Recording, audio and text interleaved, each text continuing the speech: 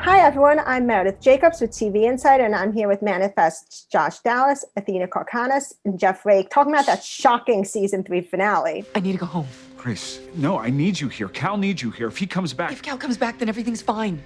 But if his sketchbook can tell us where to put the tail fin, then I am of more use looking for it than I am hanging around here. Please, trust me.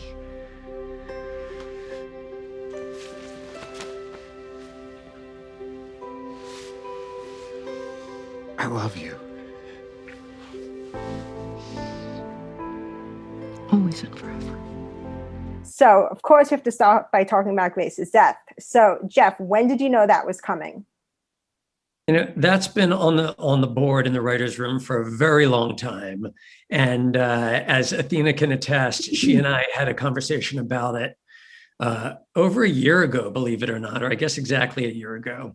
And as I've always told our Manifest fans and cast and crew, the story is the story. The architecture of the story was such that Grace was going to meet her maker at some point along the way, and we've reached that tragic point.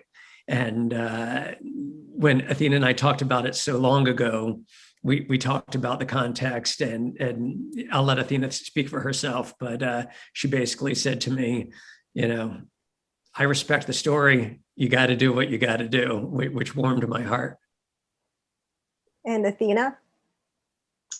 Yeah, I mean, Jeff called me one summer evening before we started shooting the third season to let me know that it was happening, which I got to say, a lot of showrunners don't do that. They just leave it as a surprise for the actor, which is maybe not cool. So convenient for life planning. So it was a very, very kind and wonderful thing that he did to give me so much notice.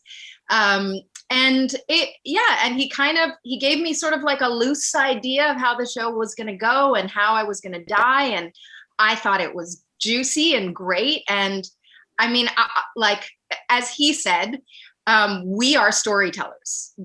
Jeff's a storyteller. Josh and I are storytellers. So we have to hold the story the most sacred. So as, sad as I was to say goodbye to this wonderful cast and crew, the story is the thing that we are. The story is our baby that we have to protect and carry through. So I'll take one for the story.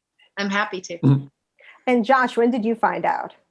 Well, I was completely blindsided and totally surprised. I didn't know until I read the script, until I read the finale script. I was in my apartment in New York.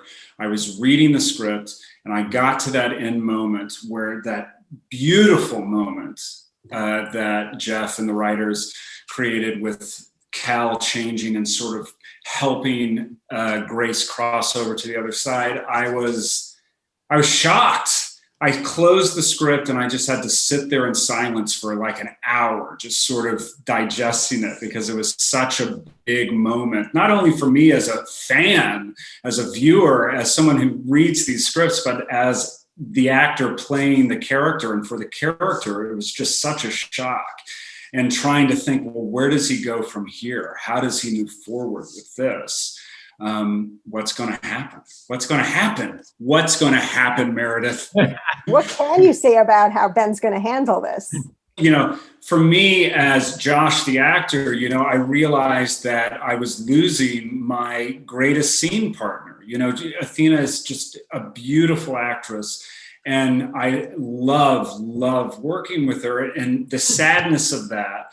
And then the sadness of the story of these two characters from the very beginning, because, the evolution, they start off in season 1 where they're very much at odds, trying to find their way back to one another. As we got towards the end of season 2, it felt like these two had, beaten back the deadness and started to find some life again with each other. And then once we open in season 3, they're just, even though we've been separated for a good portion of the season, they've never been stronger and they've never been more together. And then the shock of that is, well, it's devastating.